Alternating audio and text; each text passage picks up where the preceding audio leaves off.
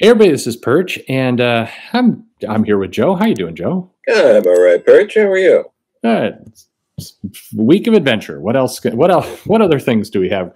A lot going on in comics right now. You're keeping up with all the news and everything happening, and new titles, new companies. Yeah, to my detriment, yeah. Yeah, very very good. Yeah. As all this is going on, there's been a lot of changes in comics. We have the Substack stuff. We have digital comics. We have people breaking out on their own. We have people doing crowdfunding. We have Marvel and DC, in theory, bringing new people on board. There's a lot. There's suddenly a lot of movement within comics, and a lot of people are looking for advice of how to navigate all of it. And what are you noticing this? First off, you seeing a lot of people kind of trying to get advice and figure out their way here? Oh, constantly. Social media is just constantly has people asking and looking for advice on this and that. It's a lot. I find a lot of people they're giving advice more than asking for advice. Do you see? I mean, I see a few people asking for advice, but mostly it's people giving kind of unsolicited advice. Yeah, there's constant unsolicited advice on Twitter from people, regardless of how long they've been in comics. Is most of the advice I've seen has not been terribly helpful, though. Like I've not found a lot of really great mentorship, really great tweets. Is there anything that's really struck you? Like, how do you find good advice if you're in comics? The way to find good advice is to meet people that you trust and talk to them about these different things, as opposed to looking through Twitter to see what someone could say in a thread that's very self-serving. I see. How about let's look at a couple pieces of advice that I've seen people give. Here I've got a few that I've written. I've kind of abstracted out, so we're not embarrassing anybody if this turns out to be bad advice. But here's one piece, and this advice is, hey, you can always be paid under the table, and then you don't have to pay taxes. Is that good advice or bad advice, would you say? That's bad. I'm gonna go bad. Does this happen a lot? Are people frequently I've run into quite a number of people who seem surprised at the fact that they have to pay taxes. Yeah, I haven't personally dealt too much with that, but yeah, there are people who get shocked if they ran a Kickstarter or an Indiegogo and they have to pay taxes, or if they're doing freelance work with or maybe it's someone's self-published thing and they're trying to be like, oh well, you just pay me and we don't have to, do anything about it. And, for the person that's paying you, they kind of need to do that so they can, write it off and and do those kind of things. A 1099 is something you're going to see a lot if you're doing a lot of comics work freelance. This is also why this is a different piece of advice here, is this is partly why you also see people go overseas for talent, because it works differently. It's not that you're not paying the taxes exactly, but you still need forms from that person. Right. And so that's another thing. Don't be like, oh, this is great, I'm just gonna, pay someone overseas and then I don't have to worry about anything. It's like, no, there's still forms you need, and you need to get that from those people, preferably not like the week before you file. So these feel like basic business things, like that any functioning company would want to take care of in a normal, like this is, you hire H&R Block basically to come in and tell you what to pay. Yeah. All right. Well, here's a two-piece part of advice. I'm curious to get your take on this. So this is one of those where the second piece of advice feels more normal than the first piece of advice. So the first piece of advice is, do the work silently and well, and do not seek to be rewarded with ally cookies for being one of the good ones. What do you think what do you think's trying to be said there? I think what's trying to be said, based on that, is don't, like, if you're doing a book that's, let's say, about something to do with for a lack of a better term, social justice or something like, or something that deals with representation, diversity, anything like that. Sure. To just not say anything about that aspect of it and let the work speak for itself, which, if that is advice that's being given, no one's listened to it in 5 or so years. So that seems like decent advice. Just do the work, let the work speak for itself, and not become an annoying person online about it. I wish that was everyone, but it's not, and no one would actually take that advice. And there's a good chance, if someone's trying to tell you that they're a big hypocrite, because they're probably the kind of people who would go out of their way to say how wonderful they are about representation.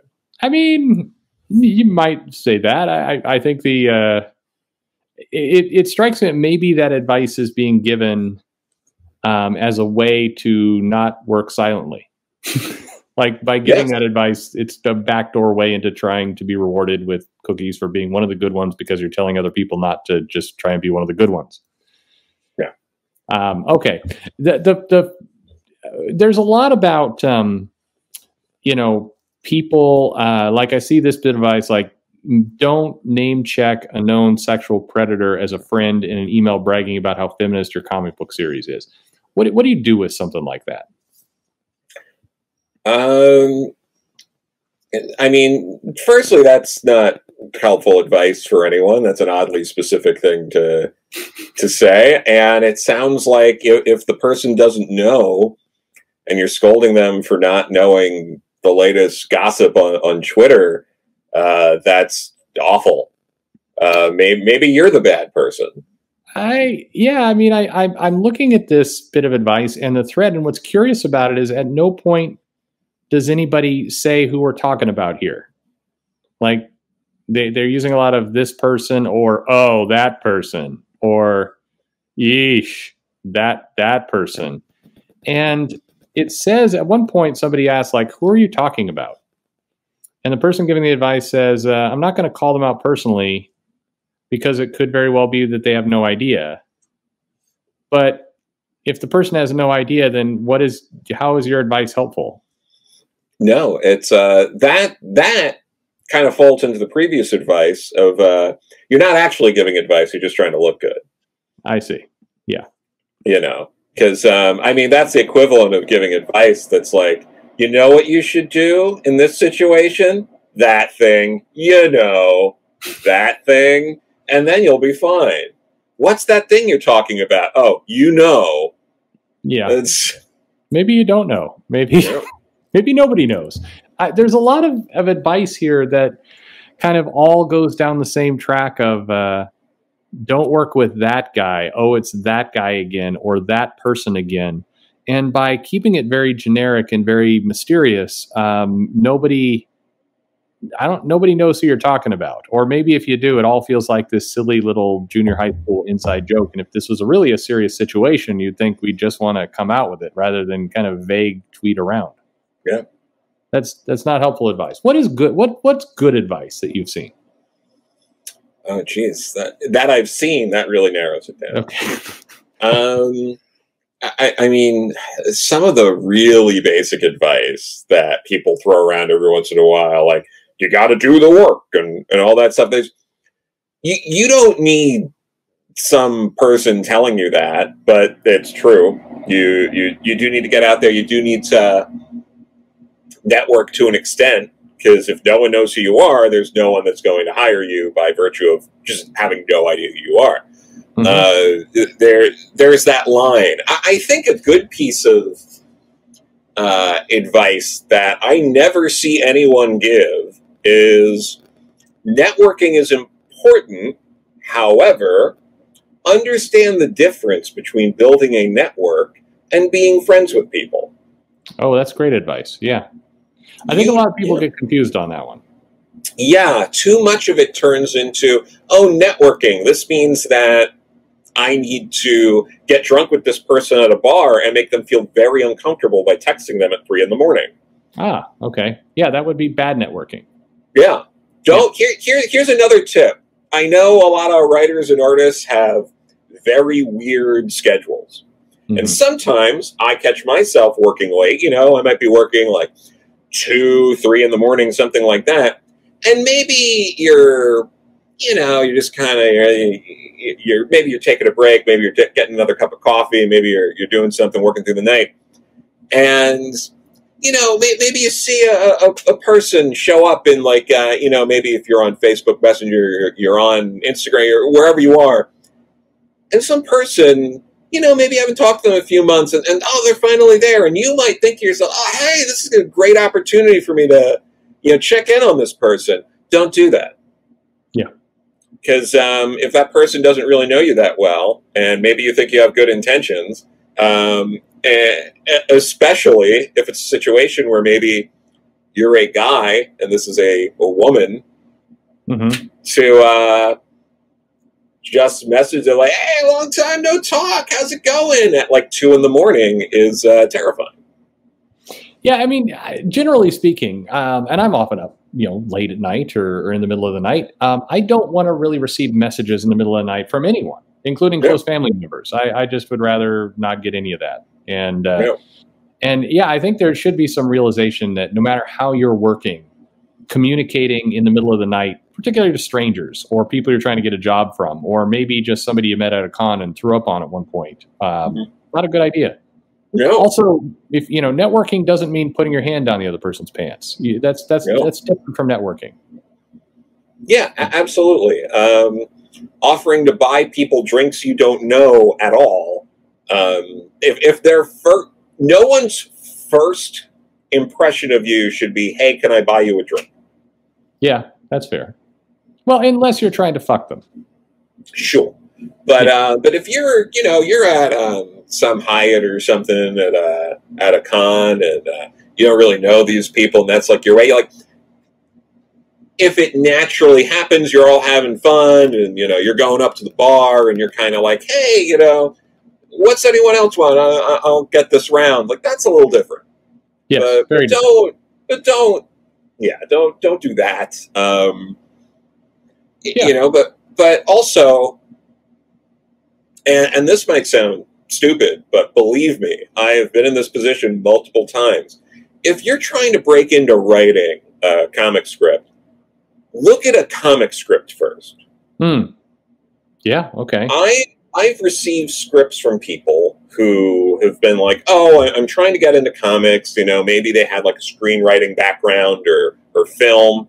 And then you get a script and it's done like it's for a movie, and there's no page breaks, there's no panel breakdowns, and it's just a big script that hasn't been adjusted at all.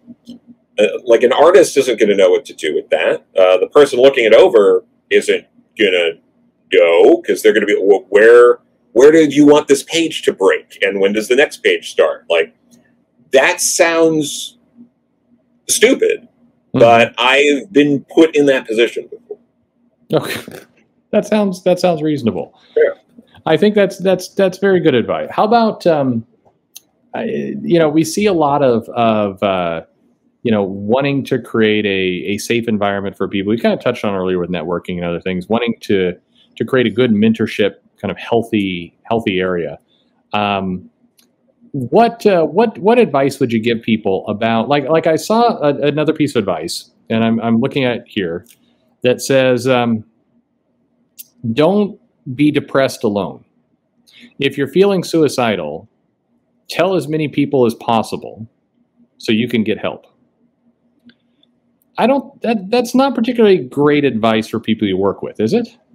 It's not good advice for people you work with. No, don't do that. Don't post that on social media. Reach out to family or friends. Yeah, that sounds like a good place. Reach out, yeah. suicide hotlines. There's places like that. Yeah. Also, just in general, before you post something on social media, think like, if this is the kind of thing that only one or two people are going to get or be interested in, maybe you just send that to those one or two people. Yeah. Okay. That's that's a very radical idea. Yeah. I mean, the general advice has been try and get as many people as possible with as few posts as possible. So this is kind of the opposite approach. Okay. More direct, more targeted. Yeah. What if you come across somebody who is is truly a problem? Maybe this person's getting very handsy at a con, or maybe there's, some very dark thing that's occurred.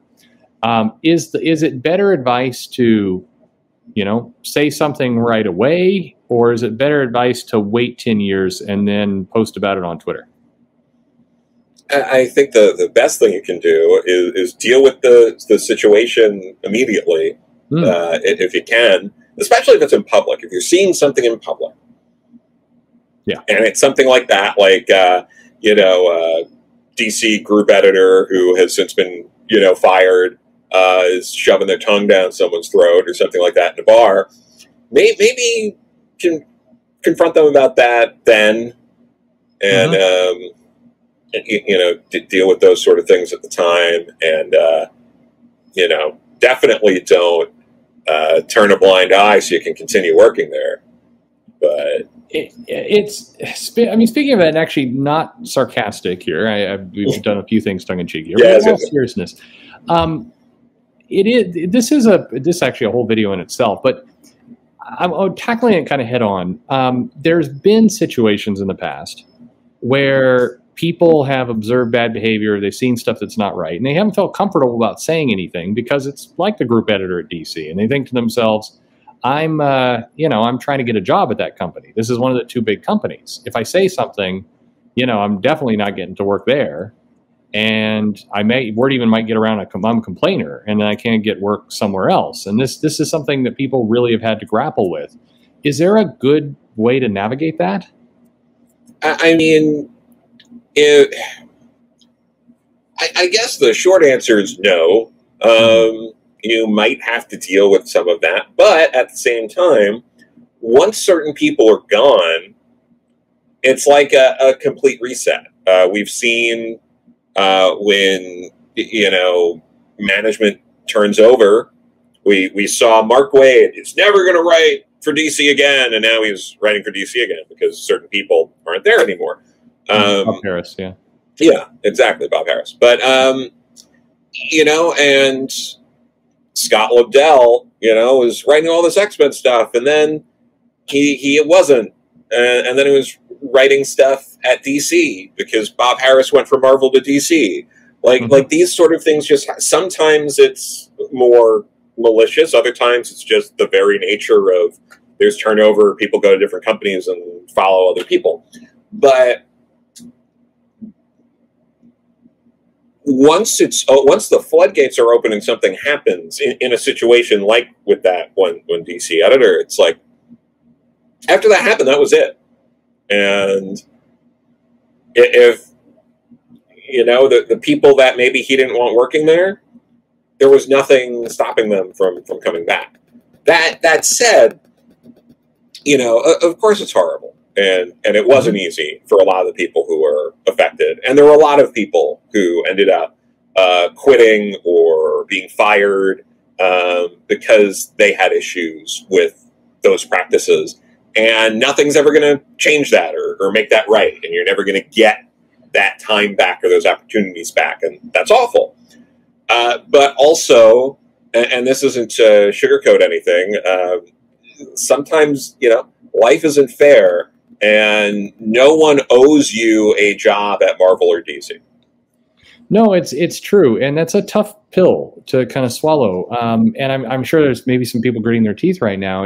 That's not how it should be. I don't think anybody's saying that's how it should be. But we haven't. It seems like as an industry, and this one got super serious and dark, out of nowhere. We were having a good time earlier. Why'd I do this? It's too bad. But to just continue, just finish the thread a little bit. it feels like this industry is still grappling with this stuff. Mhm. And so there's a lot of advice I see up on social media and other places talking about what to do and talking about how to get involved in things and everything else, but nothing is solving the problem. Like the advice that we see thrown out of, kind of silently warn people to stay away. That doesn't seem like good advice. It's not effective. And then that leads to all these vague tweets that we see. Hit it head on isn't proving terribly effective. It feels like this feels like one of those cases where the really great advice hasn't been stated yet. Yeah.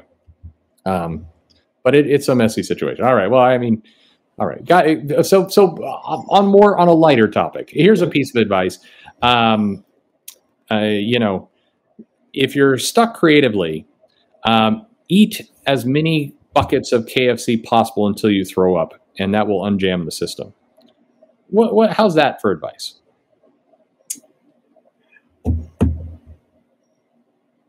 I wasn't expecting that. Okay.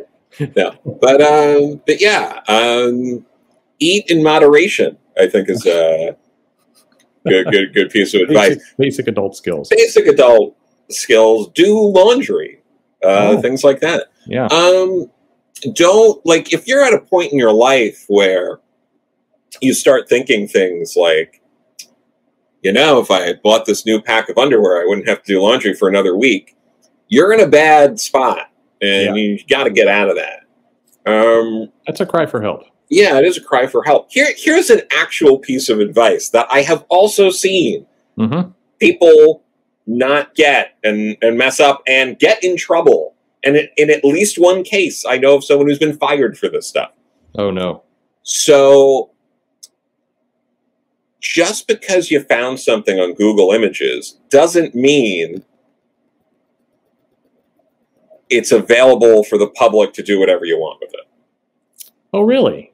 There are plenty of images that are copyrighted material, including just space. Like, you might think, like, oh, here's a nice star field. And it's like, no, that's a copyrighted image. Yeah.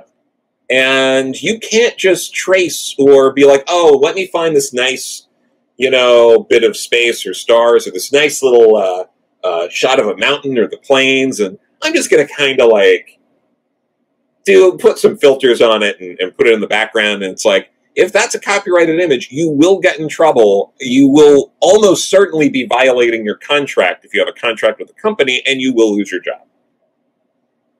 Yeah, that seems like a problem. Yeah. Yeah. What about if you take the image in Photoshop and you flip it horizontally? Is it okay then? Apparently not. Ah, weird. I see that in Google, there's actually a setting for royalty-free images that you can actually put into your filter. So people should use that, you're saying?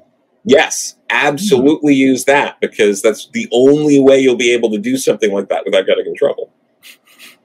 And look, we've joked before. I think a lot of people have joked about, people like, oh, Greg Land's like tracing this or that. And it's like, you can't actually use images that are copyrighted. You can't, and you will get in trouble. It's not. It's not this like thing that's like, oh, haha, people do it all the time. They're tracing in this. No, you can really get in a lot of trouble for that. Yeah, you got to be careful about the porn you're tracing. Yeah.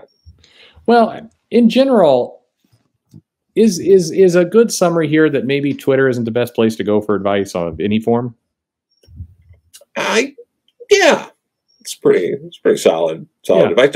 If you find that you're looking for advice on Twitter, it's probably a bad call. Going to cons or networking with people or building up relationships with people to get people to give you like actual honest advice, because another great piece of advice, you're not actually getting advice if you talk to someone who, like, someone might just be really nice to you. They don't know you. They're a pro, and they're not going to give you, the real advice because they don't know you. They're not mentoring you. There's a difference between like, oh yeah, I know like Peter David. I've seen him at 3 cons before, and he signed my stuff, so I'm sure I can ask him on exactly how to do this, that, and the other thing. And maybe they'll give you actual solid advice. But a lot of times, people, if they don't know you, they're going to give you like boilerplate stuff and be polite. They're not going to actually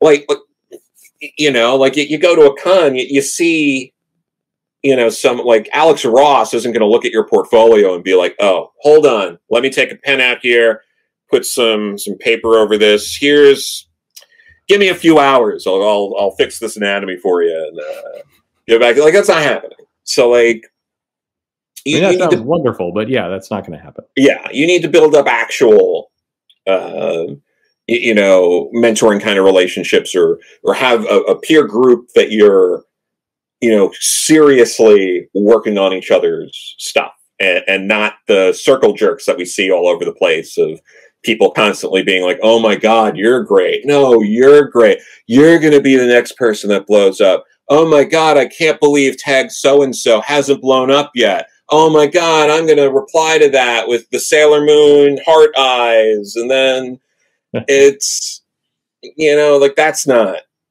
helping anyone either. You put that on your resume, tweets, saying you're great? Yeah, that you can use that. You can cite that kind of stuff. Just make sure if you ever get like a like from like Neil Gaiman or something, you're going to want to screen grab that and put that right on top of your resume. I know several people who have screen captures of things that they have posted that Donny Cates has liked and Neil Gaiman has liked. I know, I can guarantee some people listening to this right now are shamefully looking down at their computer. I hope so. Yeah. Well, thank you, Joe. We've given lots of good advice here. I guess the last piece of advice I'd say is don't take advice from a YouTube channel. No, probably don't take advice from a YouTube channel. Or, people tend to be more, honest. Like I said, if you build up a relationship with them and you're talking to them one-on-one, because, if you're in the middle of a busy con and you're talking to someone that doesn't really know you, they're not going to be like, oh, well, you got to avoid this person at this company because then that stuff can get back to them. Like, they're not going to be. Yeah, that's not going to happen. Yeah. Yeah, you need to kind of build that up. But yeah, that's here's I went to it. Here's three more that I've seen. We can get these kind of quickly. You just tell me good advice, bad advice. So, number one, if you're stuck creatively, try shrooms. If you've never had shrooms before, don't try shrooms to get better at something or understand something better. Also, if you do try shrooms, you want to have like a shroom sitter with you to make sure you're not, have a sitter. Don't just like do that and just be like, oh, I'm gonna be fine. Because maybe you won't be. Kind of shroom driver for you. Yeah. Yeah. Okay. Have someone that's kind of got, if you've never done it before, you have no idea how it's going to affect you, this, that, and the other thing. Same thing goes with, acid. So. Okay. How about this one? Don't jerk off on Zoom calls. That seems like good advice. Yeah. I mean, especially if your camera's on. Yeah. And I guess your microphone. That's important. That depends on you, I think. Just kind of what know yourself. Yeah. I suppose. Okay. How about the best way to get ahead in comics is to do the work? That seems like vacuous advice. Yeah, no, that's I thought we were supposed to be jerking off on Zoom calls here, but no, maybe doing the work means jerking off on Zoom calls. Yeah, it might be it, but yeah, no, doing the work is part of it. That's how you're going to get ahead in comics. Ask some of these people who have been doing the work for decades that we've talked about on multiple occasions, who would be more than happy to do more work. What is doing the work? What do they mean by do the work? Do they mean what do you think these people mean by do the work when they say to get ahead in comics, do the work? Do they mean jerk off on Zoom calls? What are they talking about? I guess they mean draw or write, but at the same time, it's like, yeah, that's great, but you might be doing it terribly. There's more layers to it. It's like, yeah, you got to do that, but also like do it well and get better at it and do something that people want. because a lot of times you'll get people who are like, I really want to quit my day job or whatever and do comics full time, but I also only want to do my super niche comics and not listen to anybody else. Yeah, that's fair. How about talking about your dreams on social media, especially when they're super weird? Is that a good idea? No. Okay. Just don't do. People do that all the time. Don't. What about giving advice for people to wear masks in order to reduce the curve? Here's the thing. While it's not the worst thing ever, no one, and I mean no one, has thought, you know what? I'm kind of iffy on this whole, mask thing. I'm not really sure if I'm trusting the science or this and that. The tiebreaker here for me, what's going to get me to do it or not, is if a C or D list comics writer or artist tells me to do it. Then I'm there, I was going to mention the creator that wrote that, but then now you said C or D list, so I don't want to. What about just kind of generally just a positive thing, like saying, God, I had such a good idea. That's it. That's the tweet. No one likes that. What happens is, spoiler alert, a bunch of people will like that and give you stupid gifts, but every single one of them is sharing that tweet amongst themselves, being like, this guy's an asshole. That is what happens every time. every time. All right. What about long threads about what tattoos you're thinking about getting, where they'd be, and if you should have them on your face?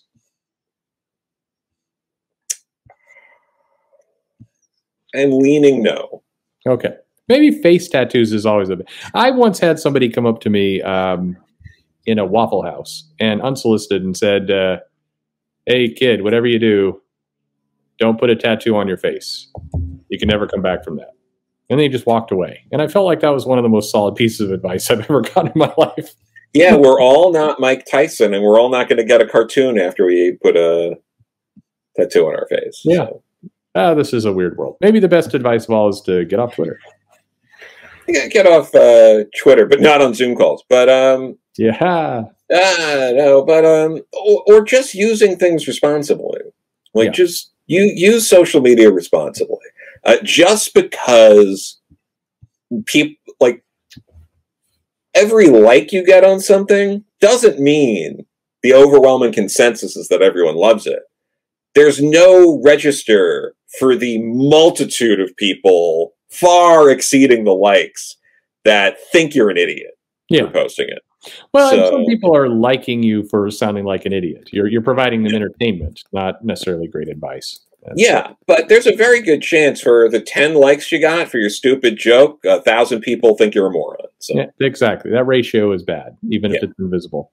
Well, last piece. How about this piece of advice? Don't eat at Arby's, it'll kill you. What do you think? I couldn't agree more. Here's a true story. I had a family member who went to an Arby's for a big, it was a grand opening for an Arby's. That's a joke, right? Yeah, grand opening. And this particular family member ended up tripping on the curb and, going back into the parking lot and breaking a tooth, falling. And when the ambulance, got there, they were still gripping onto that Arby's bag. And don't be that person. You don't want your life to be like that. You don't want to go through that pain and that you're reduced to just gripping onto an Arby's bag. Yeah, that's a sad picture that you never quite get out of your head. It's true. Yeah. Well, Joe, thank you very much, and we'll have bad advice for people soon. That'd be great, and don't eat at Arby's.